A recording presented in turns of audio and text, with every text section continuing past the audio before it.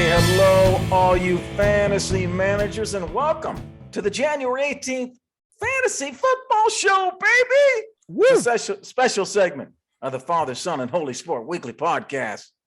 What's up lately in your fantasy world, Team Money? Close DFS here. The lineups are getting thin. Not a lot of difference. So you really got to be smart about who you pick and who you don't here. And that's what we're here for. True. We're here to tell you who to pick and who to not pick, because everyone's got the same damn lineup when you're playing these DFSs. Got to know what captains to pick in the showdown mode.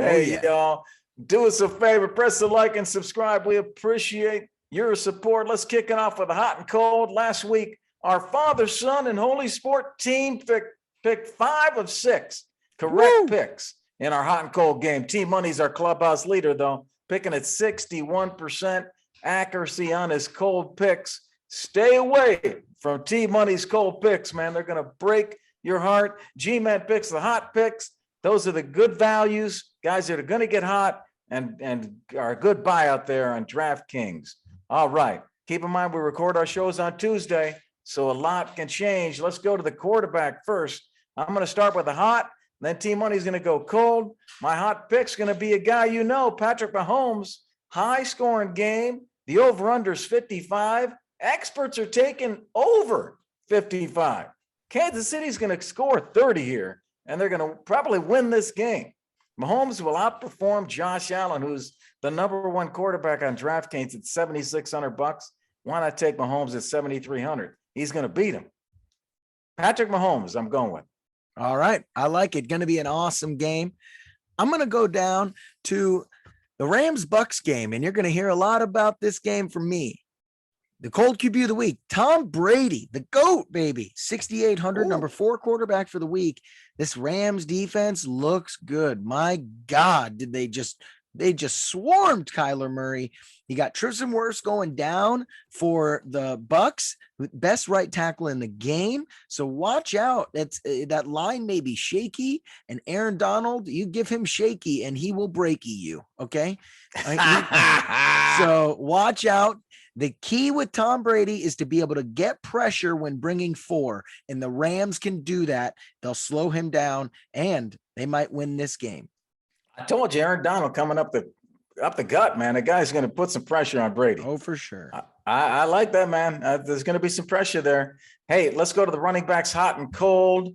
I'm going to go hot on a San Francisco running back, Elijah Mitchell, going for $5,800. Okay, he had 15 fantasy points the last game. No reason why you can't do the same against a Green Bay defense that's average or a little above average. San Fran's going to try to run this ball, and even when they pass, they will throw to Mitchell. He got 2 looks last game. He's most likely going to get a touchdown. So I like Elijah Mitchell here to deliver on some fantasy points and deliver on the DraftKings DFS lineup for you. He's $5,800. Ranked a lot further than, let's say, Derrick Henry at $7,500. All right. I like it. I agree with you there. My cold running back this week, Sony Michelle, 5,300 for him this week. They're playing the Bucks, and the Bucks have one of, if not the best defensive line in the NFL. They're amazing versus the run. And so I think that's going to force the Rams to have to throw a lot. Cam Akers is coming back from this injury and looking strong. He was the starter to begin with this year. I think they're going to start leaning on him even more. So that means not only is Sony Michelle going up against an elite defense, but he's also now splitting carries with Cam Akers. He may get a close goal line touchdown, so you can take a risk on him. But I think Sony Michelle is going to be a cold running back this week without a big touchdown. What's he going for? What's his points? 5,300 there, G. 5,300. I'm putting that in the database, man. I'm going to track your success there. Yeah, that's going to be tough for him to get points because Cam Akers looked awesome. I think he's going to cut into him, and they're going to split time. So, yeah, good pick there, man. Let's go to the wide receivers. I'm going to kind of flip it up here and go over from wide receiver to a tight end. I just think there's a tight end lock on the board here that nobody's talking about it. And this tight end's only going for $4,900, and it's Dawson Knox at the tight end. The guy had 20 fantasy points last week, 5 catches and 2 touchdowns. He's rated $4,900 versus Travis Kelce, 6,500. I just think there's great value here for Dawson Knox, and he could beat all the other guys in front of him in terms of total points. So Dawson Knox at the tight end, I think, is your pick. All right. Sneaky. I like it. I like it. Dawson Knox going to be a high scoring game, and he's a big target for them. So my cold wide receiver of the week for 6,800, Mike Evans. Now, yes, that means all my cold players are from the Rams-Bucks game. I think it's a matchup of a great defense in the Rams versus a great D line in the Bucks. So I think Tom Brady's going to have a cold day, and that means Mike Evans will too. Mike Evans only catches touchdown passes. That's it. And he's not getting one versus Jalen Ramsey and this defense this week. And that means Mike Evans will be cold. He's not going to do well. They're going to put a lot of pressure on Brady. He's going to have to get the ball out of his hands quickly.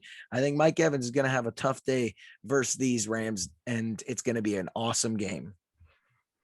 All right, man. Good picks. Good picks. You got to watch out for T-Money's cold picks, man. You'll break your own heart if you don't listen to T-Money. Let's move on to our next game called Take or Mistake.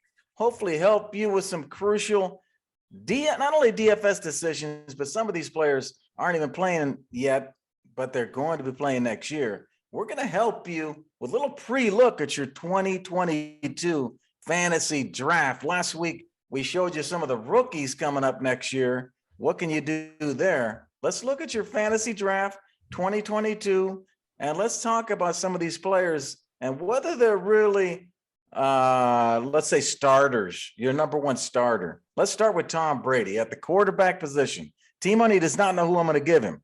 This is a total surprise. So Tom Brady, let's talk about Tom Brady in next year's NFL fantasy draft. T-Money, could he be your QB1? Tom Brady was top 10 quarterback this past year, but when you look at Dynasty, he's number 18 because of his age. He's had to overcome a lot of issues this year, but still performed well. 11 of his 17 games, he had 20 points or more.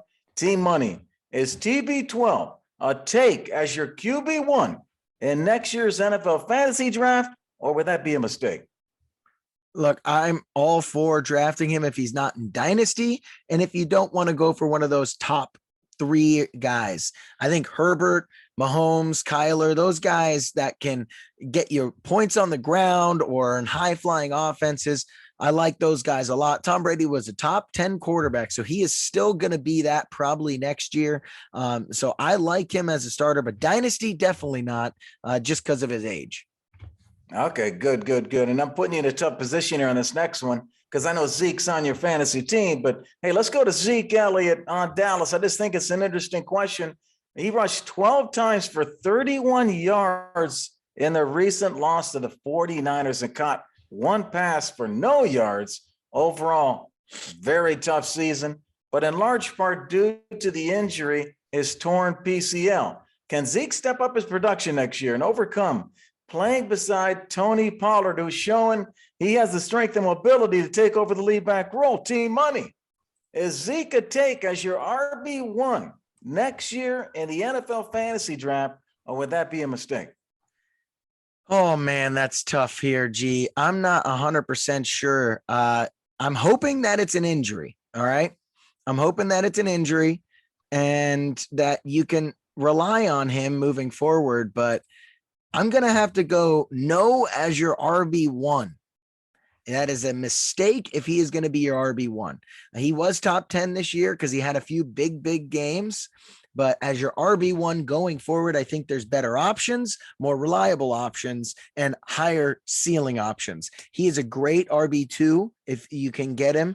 I think he'll be a solid RB2, but RB1, I think that's a mistake. Okay, I like that you stuck out there and made a gutsy call. Let's go to wide receiver. Terry McLaurin from Washington. Terry McLaurin finished the season with 77 receptions on 130 targets for 1,000 yards. He broke 1,000 yards, 5 touchdowns. That's it. In his last 7 games, he did not score any more than 13 fantasy points and really hurt his fantasy managers in the playoffs. T-Money, is Terry McLaurin a take as your WR1 in next year's NFL fantasy draft, or would that be a mistake? I think that's a mistake. as well. Similar to Zeke, it's mainly about production at the number one position on your team. So I would not trust Terry McLaurin as my wide receiver one. I love him as my wide receiver two. Like you said, 1,000 yards. He's going to be, semi-reliable. But I think the biggest thing when selecting wide receivers, especially, is who's your quarterback? Because that's going to influence how well you are in high pressure situations, and especially towards the end of the year when people are making playoff runs, not only in real NFL, but in fantasy when it really counts. And the Washington football team just doesn't have a reliable quarterback at the moment. So you can't rely on Terry McLaurin every single week to be elite, where he has the potential to be if he had a reliable quarterback. I was going to add to it, but you said it perfect. I agree. It's that quarterback that's driving that. It's not Terry McLaurin. Hey, the Fantasy Football Show is a special segment of the Father, Son, and Holy Sport weekly podcast. If you're interested in being a sponsor of the Fantasy Football Show or a guest picker, let us know. And if you love the show like we love you, press the like and subscribe. You can look for all of our segments and our clips where you play your podcast. Look for us at Father, Son, and Holy Sport. You can check out our new website, even buy merchandise out there. Father, Son, and HolySport.com. TMoney.